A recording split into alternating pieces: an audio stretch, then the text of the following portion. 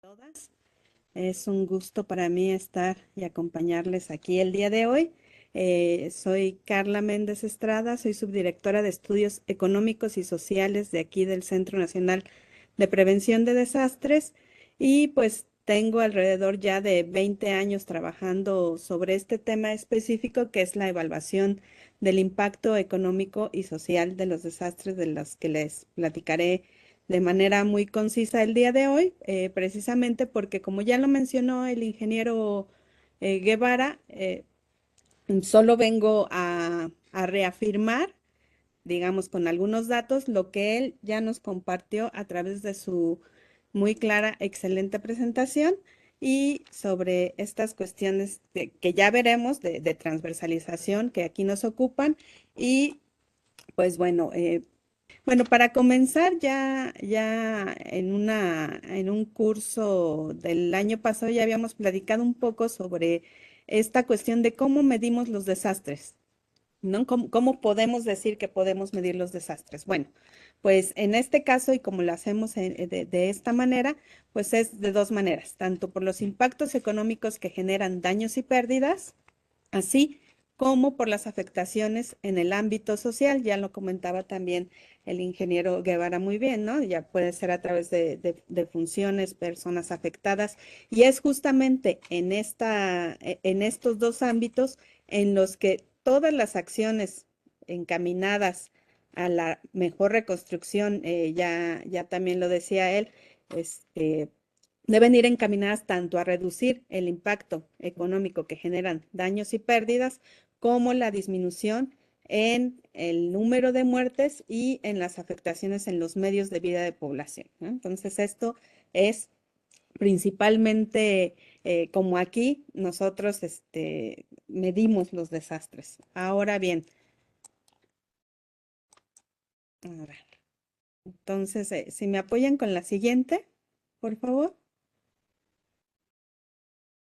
¿Por qué es importante evaluar este impacto económico y social de los desastres? Bueno, eh, en primera, porque pues lo que no podemos medir, no lo podemos mejorar. Entonces, es fundamental que en términos monetarios podamos medir cómo estos desastres impactan sobre la economía, sobre el medio ambiente, sobre las regiones afectadas.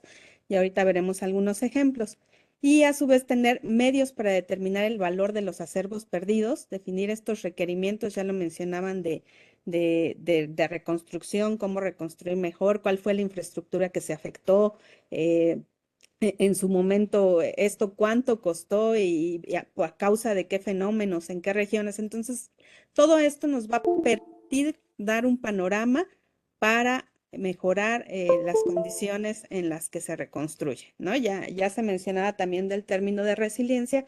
Hay muchas críticas también a este término, no porque no queramos este impacto, ¿no?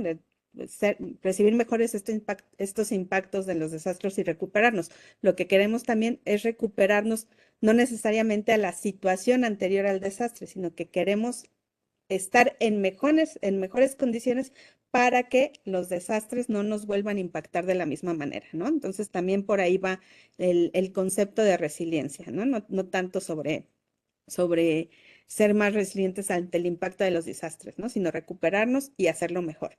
Y también, pues en este caso, determina la capacidad de los países. En esta evaluación que nosotros utilizamos se utiliza en muchos lugares en el mundo. Ya ahorita les platicaré y también dependiendo, ¿no? Vemos también los desastres que de alguna manera van rebasando las capacidades, van escalando de los municipios, de los estados, de los países para, eh, para recuperarse, ¿no? Entonces, en este caso, bueno, este es el manual para la evaluación de desastres de la metodología DALA desarrollada por la Comisión Económica para América Latina y el Caribe, que tiene dos cuestiones conceptuales fundamentales, ¿no? Hacemos esta evaluación sobre los daños y las pérdidas. Los daños son los prejuicios económicos que provoca el desastre después de un desastre inmediatamente ocurrido. Es todo lo que se rompe, todo lo tangible, ¿no? Puede ser edificios, puede ser mobiliario, sistemas de transporte, sistemas de telecomunicaciones. Y por otro lado están las pérdidas, que son los bienes y servicios que se dejan de producir después de que ocurre el desastre. En el caso, por ejemplo, de Otis fue muy claro, ¿no? Tenemos los daños, que es los hoteles que sufrieron alguna afectación en su infraestructura, y las pérdidas es todo lo que esos hoteles van a perder a causa de que van a permanecer cerrados a lo largo del tiempo, ¿no? También lo vimos muy claro, por ejemplo, en el huracán Vilma en 2007, donde las pérdidas fueron mayores que los daños, ¿no? Es más lo que se pierde a causa de que la infraestructura permanezca cerrada, en este caso hotelera y turística. Entonces también ahí vamos delineando cómo van siendo la naturaleza y las características del impacto de los desastres en las diferentes regiones. La que sigue, por favor. Me parece que ya logró manipularlo, entonces ahora sí. En este caso, pues ya hablábamos, ¿no? Es el impacto social que va en función de lo que le ocurre a la población y a su vez el impacto sobre la infraestructura que tiene que ver con viviendas, con escuelas, con unidades económicas, con unidades de salud, con monumentos históricos. Entonces tenemos la infraestructura social, que incluye estas viviendas, escuelas, infraestructura de salud, infraestructura hidráulica, la económica productiva, que incluye carreteras, incluye la infraestructura eléctrica, la infraestructura urbana, eh, y la productiva, que incluye sectores como el campo y el turismo, ¿no? Entonces, así es como también se va delineando la metodología en la que nos basamos para la evaluación del impacto económico y social de los desastres, ¿no? En México, pues, tenemos toda esta, digamos, acervo de información que conjuntamos a través de fuentes oficiales y cuando ocurre un gran desastre, como en el caso de Otis, o ya les iré mencionando otros ejemplos ahorita con otra gráfica que vemos, asistimos al sitio y nos entrevistamos con las diversas dependencias que de alguna manera hicieron levantamientos en que sufrieron afectaciones en estas infraestructuras y a su vez, además de tener de primera mano eh, cuál fue la naturaleza de sus daños en viviendas, si fueron de tipo menor, parcial, total, en menaje, en las escuelas, si hubo solo fue una inundación, si hubo daño en la infraestructura, hubo daño en mobiliario, hubo daño se perdieron materiales didácticos, en el caso de salud, igualmente, cuál fue la naturaleza de las afectaciones, se perdieron equipos, en cultura también lo vimos, por ejemplo, en los sismos de 2017, todo el acervo cultural que sufrió daños a causa de los sismos, en la infraestructura hidráulica, ahí principalmente, se los comentaré más adelante, bueno, pero las afectaciones se concentran principalmente en agua potable y saneamiento, las carreteras, que también es un sector muy interesante, pues ya mencionaremos lo que ya nos comentó el ingeniero, es uno de los sectores más que en el costo de reposición, pues digamos, es de los más costosos, las obras públicas, ¿no? Entonces, agricultura, ganadería y pesca es otro de los sectores que también con los que hacemos esta recabación de información, todo lo que tiene que ver con los cultivos afectados. El año pasado ya lo veíamos un poco con la sequía, con la ganadería, las cabezas de ganado que se pierden, cuando es posible también hacer este recuento de animales de traspatio, ¿no? En 2007 en Tabasco con las inundaciones. Hubo mucha pérdida, por ejemplo, de guajolotes y las inundaciones, si lo recuerdan, en Tabasco son principalmente por frentes fríos.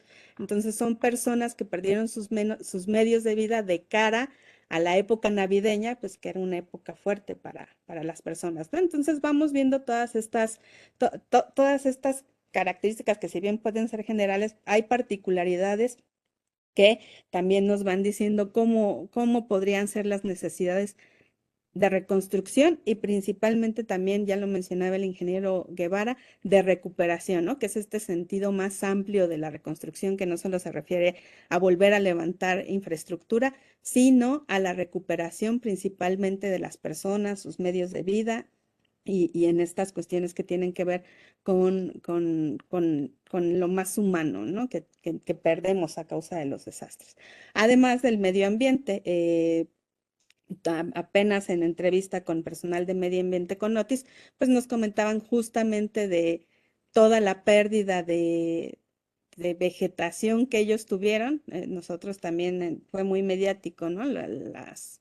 Las imágenes que vimos de todas las palmeras que vimos caídas en el caso de Otis. Y bueno, no solo eso, ¿no? En muchos casos, toda la erosión que a veces trae de las aguas cuando vienen en Tapachula, recuerdo muy bien, ¿no? Cárcavas que se formaban a causa de las lluvias provocadas por el huracán y pues van erosionando los suelos, ¿no? Igualmente, pues toda la disposición de residuos sólidos, pues toda la basura que se genera en el caso de un desastre, pues en dónde la vamos a disponer una vez pasado el desastre, ¿no? Este, en algunos casos me viene a la mente el caso de Tabasco, en donde nos decía, ¿no? Pues no hay en dónde disponer otro lugar porque también está inundado, ¿no? Entonces a todo esto nos enfrentamos en caso de los desastres.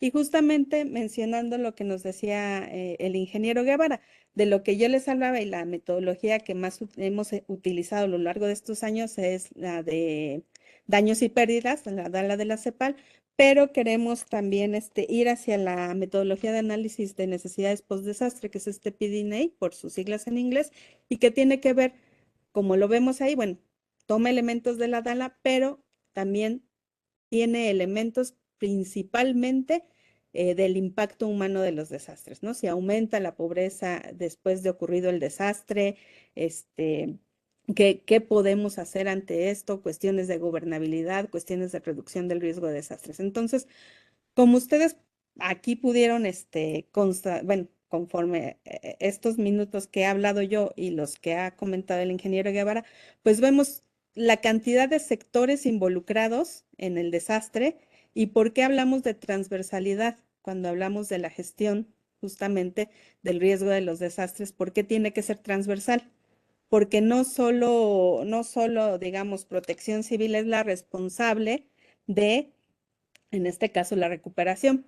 Vemos la cantidad de sectores que están involucrados en esto, ¿no? Y ya también lo comentaba el ingeniero Guevara, pues ¿por qué es tan importante este Comité Nacional de Prevención que ahora se está formando y que está comenzando con sus sesiones y sus trabajos? Entonces, bueno, esta gráfica es principalmente sobre cómo es la evaluación del costo de los desastres en estos 20 años que hemos tenido las evaluaciones y pues vemos que estos marcados ahí con estas etiquetas, pues son los principales que han ocurrido, ¿no? Tenemos en 2005 eventos que más o menos todos podemos recordar por su nivel mediático. Tuvimos a los huracanes Stan, que afectó principalmente hacia el lado de Chiapas, y un mes inmediatamente después ocurre Vilma, ¿no? Entonces ese tuvo la característica Vilma específicamente de que afectó la zona turística de Quintana Roo, algo muy similar a lo que ocurrió en Acapulco, y pues fueron más grandes las pérdidas en este caso que los daños.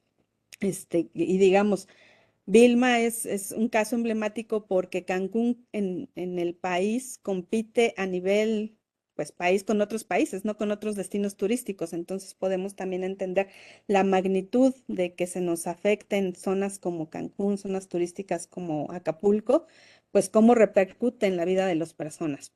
Luego en 2007, digamos que en 2005, en esta era moderna, era el desastre más costoso, ¿no? Por estos huracanes que les mencionaba. Luego llega Tabasco, que quedó bajo el agua el 60-70% del estado y pues 2007 se convirtió en en nuestro año más costoso y tuvimos un huracán Dean que tuvo una trayectoria que afectó a 8 estados. Entonces dijimos ahí, bueno, ya tuvimos este huracán y esta inundación. Ahora, en 2010 sigue siendo todavía nuestro año más costoso porque ocurrieron una serie de muchos fenómenos que nos afectaron. Fue, si ustedes recuerdan, el sismo de Mexicali, el huracán Alex, las inundaciones del sureste, deslizamientos en Michoacán. Entonces, todo este conjunto de varios desastres, pues lo siguen convirtiendo en el año más costoso. Luego en 2013 tuvimos a los huracanes Manuel e Ingrid, que uno de un lado del océano, el otro del otro, interaccionaron y afectaron al 80% del país, ¿no? Más de 21 estados, me parece, que resultaron afectados a causa de las lluvias y de esta interacción de Ingrid y Manuel en el mes de septiembre. Y luego en el mes de septiembre, en 2017, pues tuvimos a los sismos del 7 y del 19 de septiembre, que también afectaron alrededor de 9 estados o más. Luego en 2020 también tuvimos inundaciones fuertes en Tabasco y en 2023 pues tuvimos los efectos de Otis en Guerrero, ¿no? Aquí también cabe destacar que ustedes en gris pueden ver las barras que tienen que ver con la infraestructura, perdón, con los fenómenos de origen hidrometeorológico, ¿no? Vemos que ahí hay efectivamente por su estacionalidad son los que más nos afectan y los geológicos en la barra naranja. Ahora bien, las defunciones, pues tenemos sin duda las socioorganizativas, principalmente porque en la ley tenemos a los accidentes carreteros, ¿no? Y nosotros capturamos los que tienen que ver con personas de pasajeros, que son los que año con año pues generan más muertes. Sin embargo, en los relacionados con origen natural, pues tenemos a los de origen hidrometeorológico, los que nos ocasionan el mayor número de muertes en el país. Igualmente, como ya vieron la gráfica que les presentaba de los 20 años, sin duda los hidrometeorológicos pues representan el 81,3% de los daños y pérdidas en el país. Entonces, pues aquí ya empezamos a delinear a qué tipo de fenómenos son a los que pues también debemos poner atención por su estacionalidad.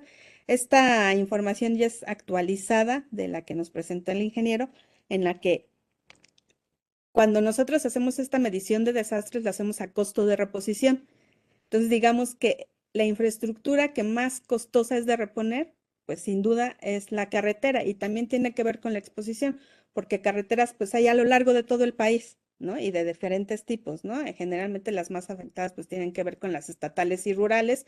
También tenemos la infraestructura hidráulica, ya les mencionaba, de agua y saneamiento, y ahí en ese 23% son varios sectores. Sin embargo, en un tercer lugar, cuarto lugar, muy cerca de educación, pues están las viviendas, lo cual es pues muy relevante, ¿no? De cómo están siendo las viviendas afectadas en estas grandes proporciones, ¿no? Entonces, esta también ya nos permite enfocarnos a estas cuestiones, ¿no? De hacia dónde eh, dirigir estos esfuerzos de reconstrucción, recuperación,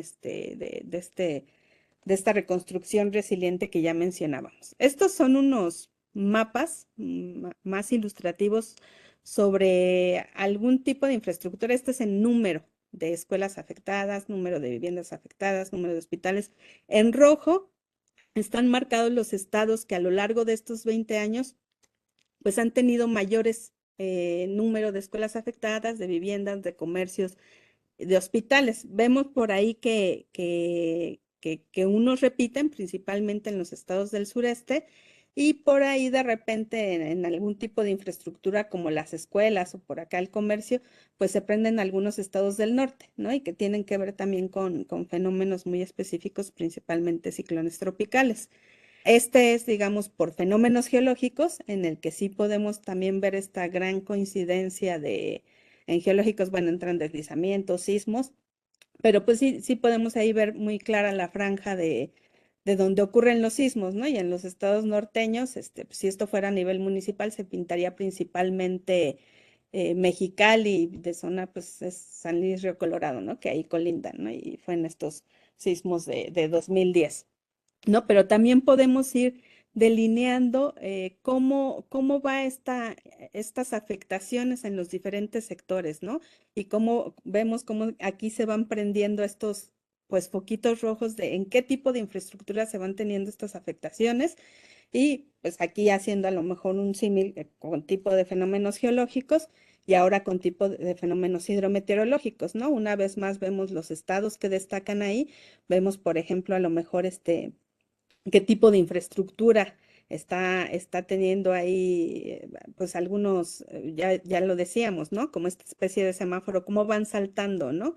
En la infraestructura, a lo mejor de hospitales, de escuelas, allá en Nuevo León, pues decimos, ahí algo está pasando que también, ¿no? Nos está marcando hacia dónde podríamos dirigir nuestros esfuerzos. Y bueno, este es el mapa general de daños y pérdidas y pues también, ¿no? Vemos. Y tiene que ver mucho con los fenómenos que yo ya les contaba en la gráfica de barras que vimos, de estos grandes eventos que han ocurrido a lo largo del año y que han generado daños y pérdidas millonarias, ¿no?